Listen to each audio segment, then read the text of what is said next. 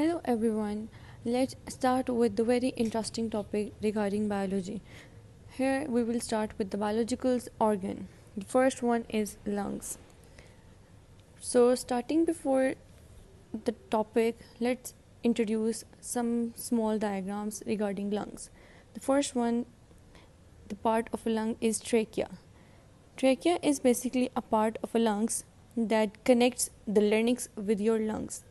Larynx is basically a voice box. Then comes with the bronchi. Bronchi is a part of a lungs that connect the trachea with your lungs. Trachea, that is windpipe. And then comes with the bronchioles is a further branches. And then comes with the alveoli.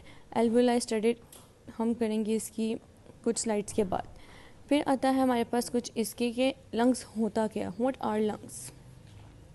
Lungs एक respiratory organ है जो कि thorax में located है. Thorax क्या होता है, हम इसके लिए ह्यूमन एनाटॉमी स्टडी करते हैं.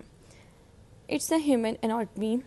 First one is the oral cavity, then comes with larynx and then trachea.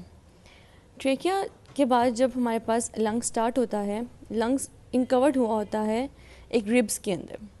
साथ उसके नीचे आती हैं डायाफ्राम. डायाफ्राम से ऊपर लंग्स और जो ट्रेकिया, इस पोर्शन के अंदर आता है थोरैक्स. उसे कहते हैं thorax cavity.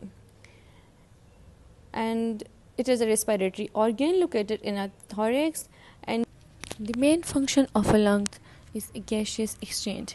Gaseous exchange means efflux of carbon dioxide and influx of oxygen. Efflux means in outward direction and influx means in inward direction. So next is the anatomy of lungs. As I told you in the previous slide, the diaphragm is a muscle which is responsible for the driving gaseous exchange in lungs. कि हमारा जो accurate path है gaseous exchange का, ये उसकी help करता है. जो लंग्स का वेट है वो अबाउट 1.3 kg है और जो राइट वन होता है वो हैवियर होता है दैन द लेफ्ट वन. जो लंग्स होता है वो एक कैविटी के अंदर इंक्लोज्ड होता है, उसे हम कहते हैं प्लूरा. जो लंग्स होता है वो रिब्स की वजह से सिर्फ इनक्लोज, मतलब रिब्स ने उनको कवर किया होता है, लेकिन जो कैविटी के अंदर इनक्लोज होता है वो प्लूरा के अंदर होता है. और उसके बीच में एक फ्लूइड होता है जिसे हम कहते हैं प्लूरल फ्लूइड, और ये प्रोवाइड करता है soothing during a respiration. If a lungs is breathing, so it provides soothing effect, so it reduces the friction. So next is the further anatomy. Here is the brief diagram of the lungs. There is a larynx, trachea, that is divided into two main branches, that is a bronchus, left and right, and it is a further branches of the bronchi is the bronchioles, and then after bronchioles it comes with the alveoli.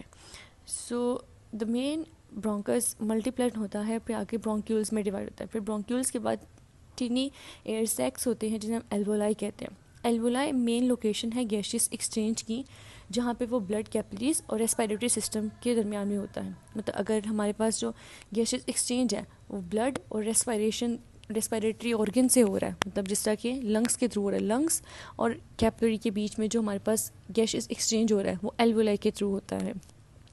सो जितने भी respiratory के parts के जितने भी tracks के portions आते हैं उसमें ट्रैकिया, ब्रोंकाई, ब्रोंक्यूल्स, ये सब रेस्पिरेटरी एपिथेलियम के अंदर लाइंड हुए होते हैं और ये म्यूकस सिक्रीशंस करते हैं.